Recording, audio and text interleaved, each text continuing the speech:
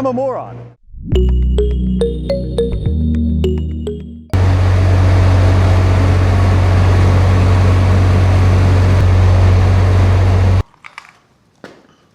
That's ice. That's insane. Our weather is on methamphetamines right now. It's ridiculous. It was 80 degrees the other day, 2 days ago, and it's 30 again, so I'm annoyed. But it's a perfect day to get in here and build something that I've wanted to build for a long time, so let's get into that. All right, so Alex, Downstater, good to see you guys. It's that time of year where I'm getting calls now for brush clearing. And I don't really have any good options for this machine right now. Well, I do. I do have a Forestry mulcher, but it's not mine. It's a demo. It was sent up by the guys in Georgia. I don't own it, and I don't know if I can afford it right now, to be quite honest with you. They offered for me to buy it. I just don't really have the money. So there's other options out there. You guys all know brush cutters, also known as brush hogs, which is like a rotary. It's like a big lawnmower essentially with swinging thick blades, and they do an okay job, but they leave a lot behind, you know. It just doesn't really shred. It doesn't really like mulch the material. It just kind of like shreds it and leaves stubs, and it's just not great. It doesn't do a professional job.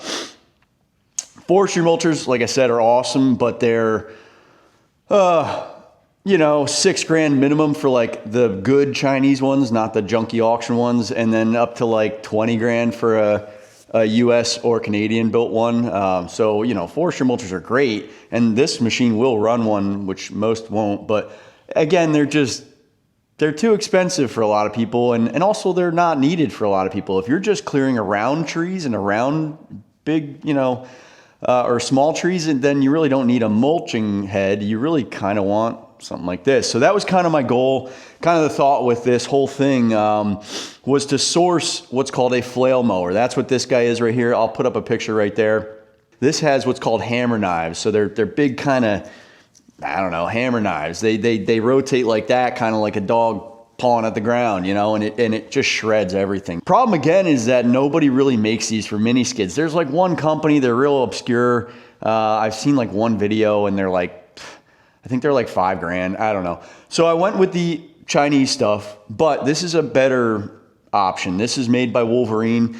This is sold at auction, but they also sell direct. And it's just a better quality unit than a lot of like the Future and the AGT and all that junk. I just didn't want to deal with that because I am going to bring this on job sites. I want it to actually run and not fall on its face. So this was originally, in fact, hold on. Ugh. Yeah. All right. Okay. All right. So now you can see what this was originally for. This was originally built for a Cat 305, I believe, is the mount setup for this. This came like this. I just pulled it off to make it a little lighter and easier to move around. But this is the self-leveling mount for the Cat excavator, which is a big machine. That's a fairly large excavator. So that's why you see this is a 45 width cut. Which is perfect for this machine. The flow rate on this pump is about 9 to 13 GPM, I believe. So that's right within range of what this machine can do. So I'm hoping, we'll see. This could be a total flop. I could have just wasted a bunch of time and money. But yeah, just stick around. I'm gonna do the build, get the plate mounted, figure out some of this hydraulics, and go test this thing out. So this is the kind of main part of this install. We're gonna be welding on a dingle plate. A lot of you guys ask when I do videos like this, like, where do you get those dingle plates from? Well, the honest truth is Amazon, and the problem is none of them really fit well. The Chinese kind of go rogue in terms of like fitment on a lot of things. I don't know if it's like to try to make it proprietary or if they're just stupid and not paying attention. I don't know. And we'll make sure it fits before we go ahead and weld this thing on for the rest of its life. These things also come slathered in shipping oil to prevent rust, I assume. So yeah, just a heads up on that. So what do we got here? Oh boy. Well, things have changed. Son of a gun, I can't stand these companies. They just do whatever they want. This one Used to fit great on my 360, and I have another one of these that I use on this machine. And now I got a 1/2 inch underneath there. That is awful. There's a good 1/2 inch of clearance underneath, so I'm gonna have to put a backer plate inside of here to push it up, I think, is probably my best option.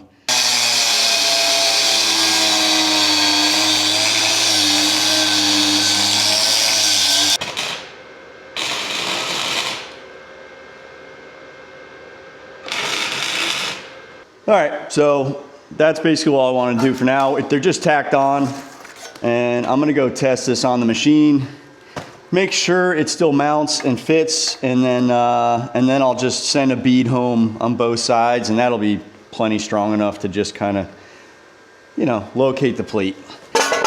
And the plate is on. Yep, we can come down, and now we got a nice fit.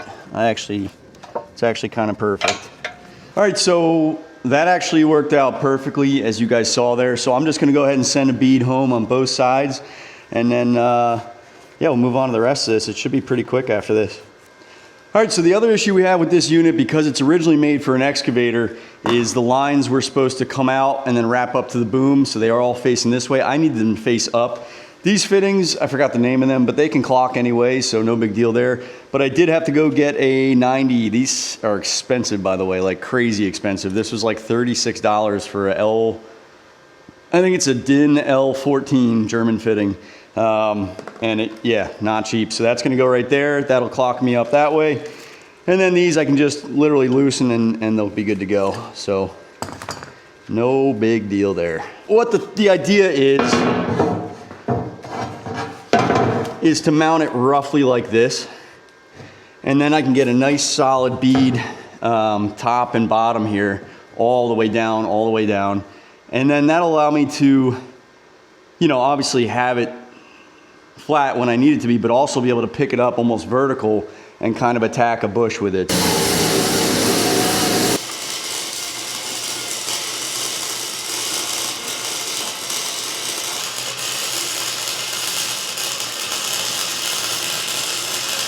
You know, say what you will about flux core welders, they're not bad. I mean, it's not great, but for a 110 welder with no gas, and I mean, it's got a ton of power, and they're beautiful welds, and I mean, they hold. I've done some wild stuff with this thing, so not promoting, but kind of promoting. That's all I got.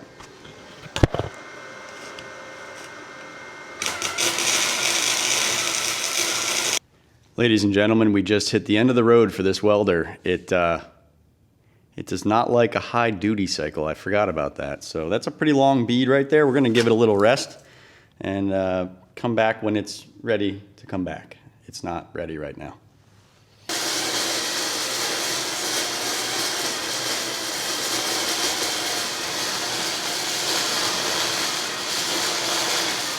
All right, so I got the, I can show you real quick. I got the plate painted, so that's all drying right now.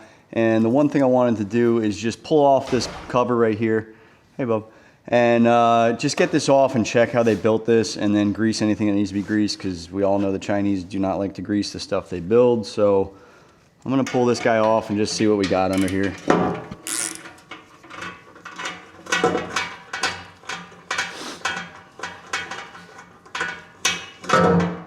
And there we go. All right, so one thing I like right off the bat, they have the swage type coupler in here for the pump. That's awesome. Triple belt, I've actually seen a couple times. I have seen these that, like I've seen Forestry mulchers from China that have one single little crappy belt inside, and I don't get it, guys. The way they build some of that stuff is so junky. So you got a pillow block down here that's got your bearing, and it does have a grease port, so I'm gonna try to get some grease in there. It's loose, which is interesting, but yeah. So I'm gonna get that off, get some grease in there. This all looks good. I was just gonna check these bolts, but man, that's a pretty heavy duty pulley setup. I kind of like it. It looks pretty good. All right, well, let's throw the cover back on. I'm gonna get that other one greased, see if this paint's dry, and then we'll try this thing out. But yeah, these things, like, you guys use these? They always trap water in here, and it's like, I'm wondering if I should just leave them off, but I don't know. Drives me kind of crazy. All right, in the interest of time, I'm just gonna use a bungee, but there will be a better fix, a much better fix. This is kind of gangster right here, but yeah. All right, here goes nothing.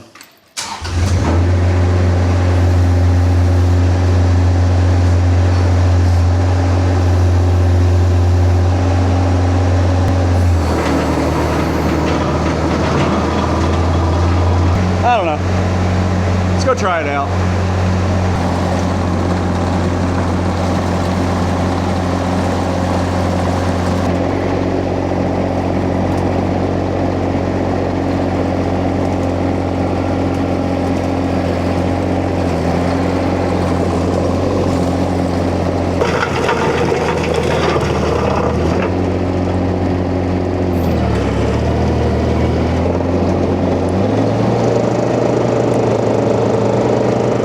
Might help if I actually turned up the throttle.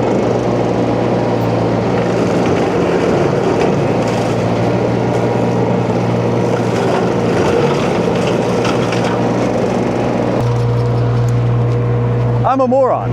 I just realized I was running this thing at like quarter throttle the whole time because I was so just interested in seeing how it did. I didn't realize that I'm an idiot. So it's cutting much better now. So it's doing pretty well though. As you guys can see, I mean, this was all bramble up to here, you know, nasty stuff, and it's just mulch now. I mean, I'm pretty happy with it, honestly. I mean, for a cheap attachment, I think I paid $1,400 for that. And then the plate's like 50 bucks. So, and an hour of labor. Let's see what this thing can do.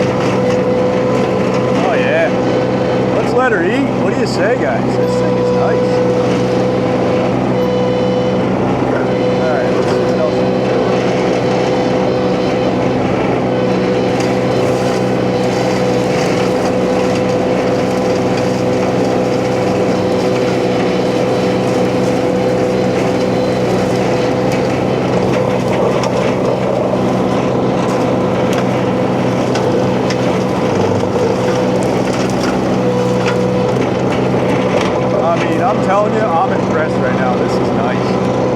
This is a nice unit. It's doing better than I thought it was. I'm gonna go through like a 2-inch piece right here and see what it can do.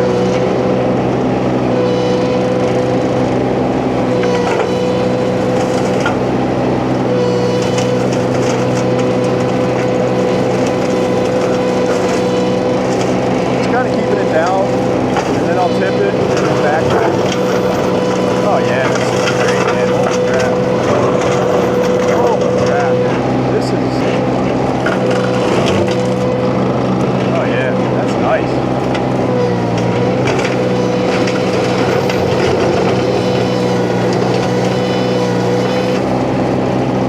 Yeah, I mean, it just cut, let's see here. It just cut like a 3-inch piece, like it was nothing. Like that big. I mean, I'm clearing this out in a very short amount of time. This is cool. I like this thing. I like it a lot. Let's just keep going, see what we can do.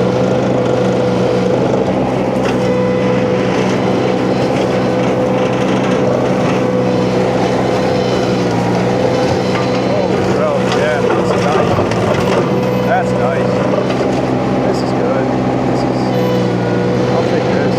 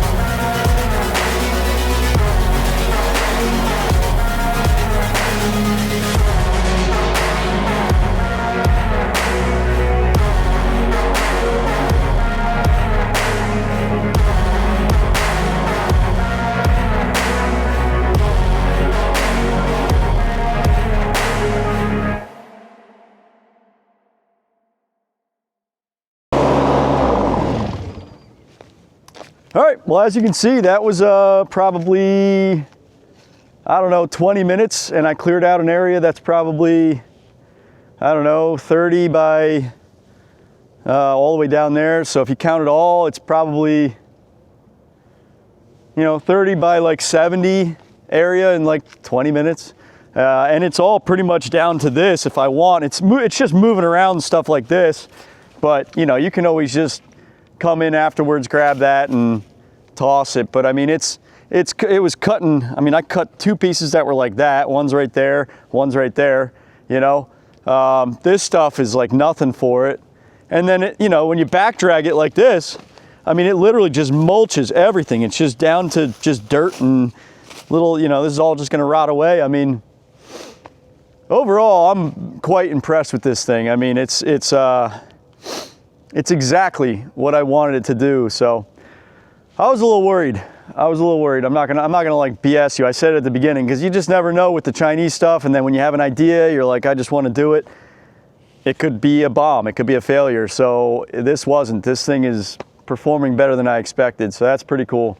But yeah, I think I'm gonna sign off on this one. I got some good stuff coming. If you guys watched my last video, there is a forestry mulcher here, and that'll be the next test. And I'm probably gonna put them side by side and see how they both do. So that forestry mulcher is over there. It's a very high-end Chinese forestry mulcher. That's about all I'm gonna say about it. And yeah, stick around for that one. All right, I hope you enjoyed this. I love doing this kind of stuff. I love building stuff and seeing if it works. So if these videos are fun for you and I'm not too much of an a-hole, you know, I hate asking, but go ahead and hit the button and all that stuff, because it really helps to see, you know, most of my views are from non-subscribers. So, you know, doing this stuff, it's nice to see the guys that appreciate what I'm doing and actually stick around for all the other ones. So yeah, that's what I got. I'm gonna go keep mulching, but I figured you guys probably don't want to see that, so it is what it is. All right, take care, guys. I'll see you on the next one.